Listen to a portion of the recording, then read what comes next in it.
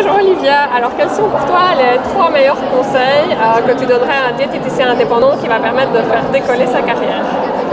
Que d'abord, il faut oser aller voir les médecins pour aller parler de soi. Ça, c'est une chose qui, moi, m'a permis de décoller ma carrière en tant qu'indépendante.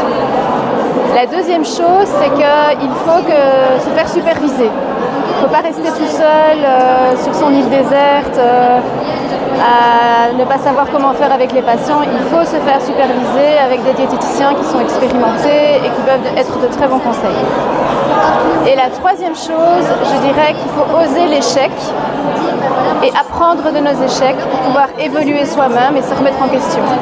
Si on a peur d'affaire de l'échec, on ne va rien oser faire et on ne va pas pouvoir se déployer et s'épanouir dans son travail.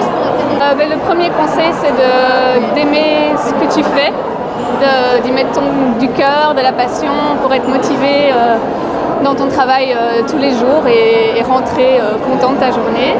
Et le deuxième, c'est d'avoir un bon réseau, d'aller rencontrer d'autres professionnels.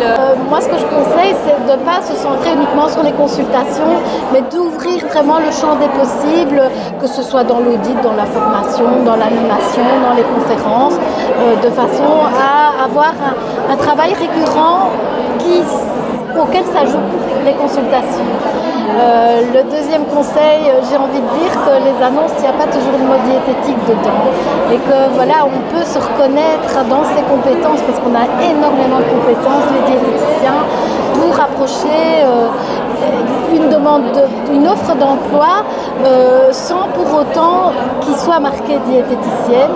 On est des experts, et c'est souvent le mot expert ou conseiller qui ressort. Le troisième, c'est créer un réseau, donner des conférences.